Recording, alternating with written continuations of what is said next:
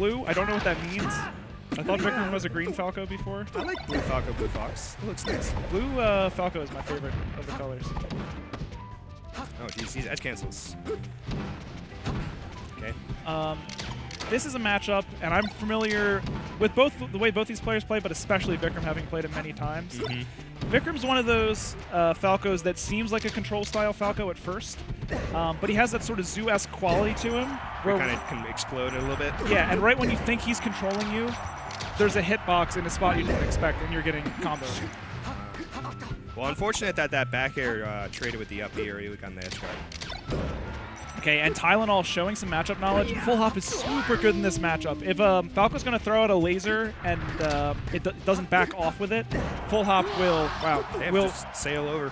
Yeah, Full hop will prep either a back air or a down air, which can lead to shine, can lead to grab, and just like in the Fox dodo we saw earlier, that's huge in this matchup. I think there might be a little bit of a desperation movement there. You tried to up B center stage. That's probably just a flub or something.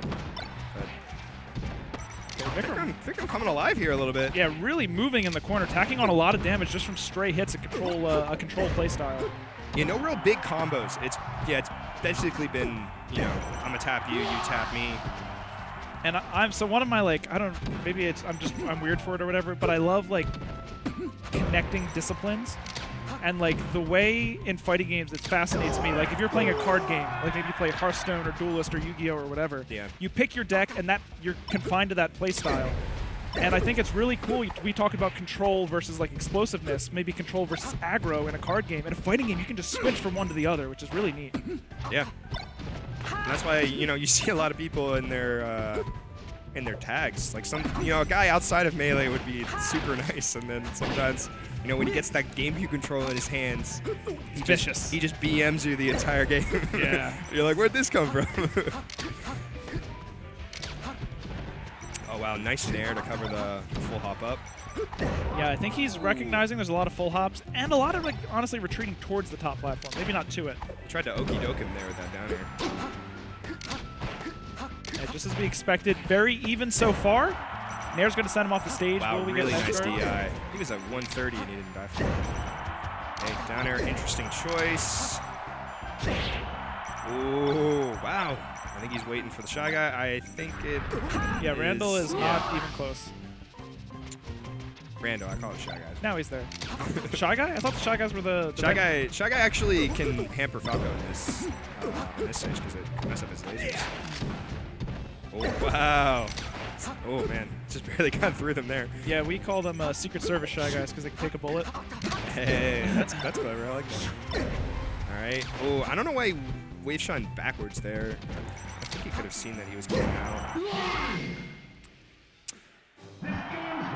So what was a very even game, Vickram ends up pulling ahead, and I don't think it's necessarily because of what, like, it wasn't directly because of the way he was stopping Tylenol from full hopping.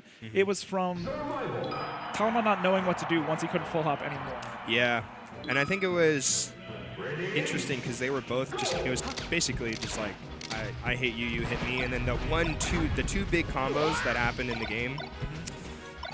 Quick sock taken by Vickram there. Two quick combos were by Vickram at the end, and that's why he got the two stock there. You know, it is Fox Falco, so he got shined at what, 3% and he died. Double shined especially. Yeah.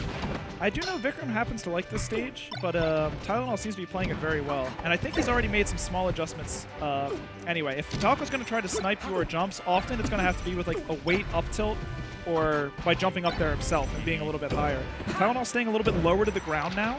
Not using running shine, but using like similar options to sort of sneak under him. I think Tylenol went a little too low on that shine stall, but you know, cleans it up anyways. Yeah, really nice sort of sniffing out Vickram's intention to move to the platform, which is not as strong in Pokemon Stadium because the platforms are so far from the edge of the stage. Good tech on the platform. Yep.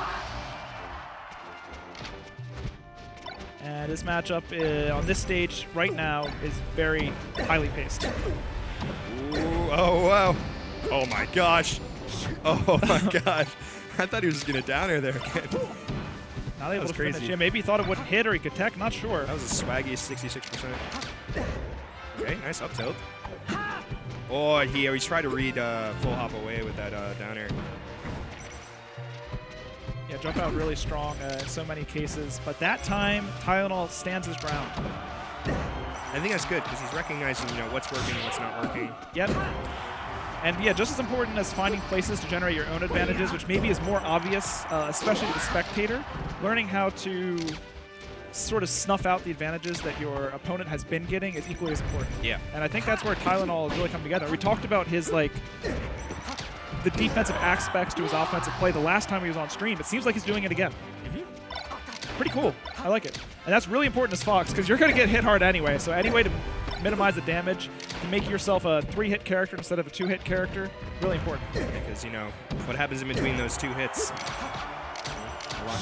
Falco's forward tilt is just adorable, isn't it? His forward air? I love it. Pokes it out there. Yeah, it was like, but he's really good at edge guarding, too. It always connects. Like, he did forward air into, back air or something. It was really neat.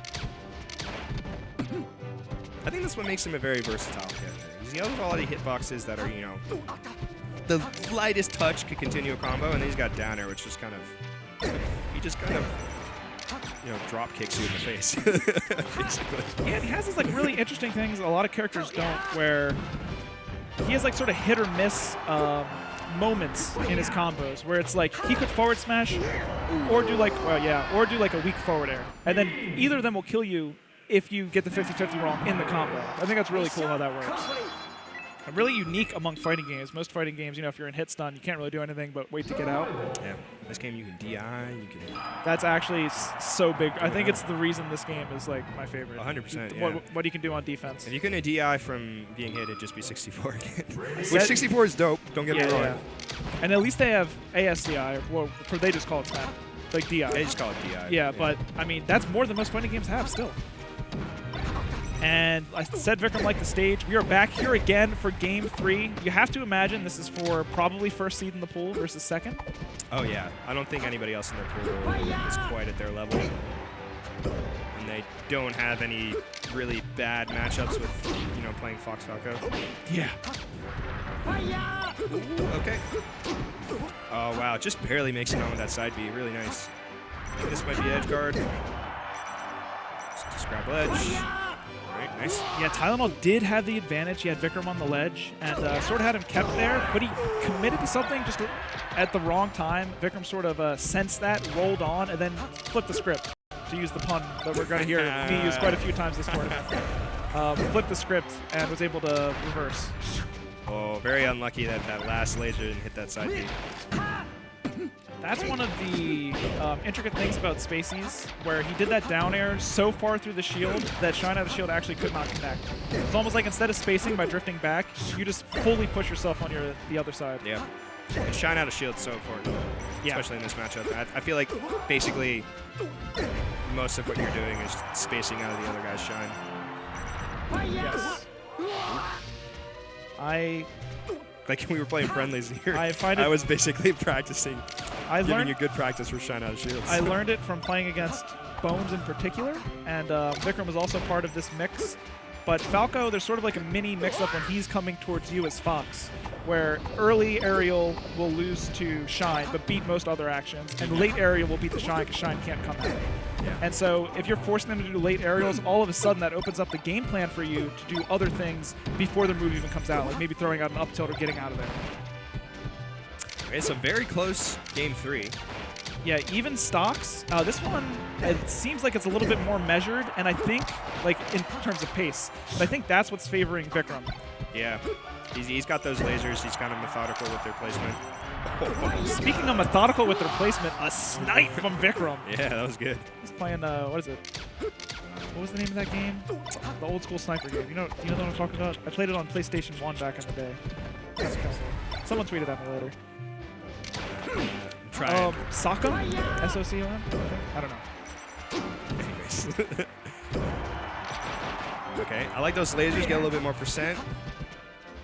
I think, that's it. Yeah. Oh, we waited a little bit on that up air. Yeah, I think you wait just a little bit to guarantee you only get the second hit. Don't want to give these Falcons a chance to smash DI. Although, if you don't DI the initial up throw, it's very difficult to smash DI Fox's up air anyhow. Nice up air coming down, although the transformation messed up a little bit. This is very close. Fox Falco, even if, you know, Tylenol's at 103, he could just, you know, one back throw shine, and that's it. Lasers weren't hitting. Vickram does just come out on top. Unfortunate. I think Tylenol was the first seed, technically. But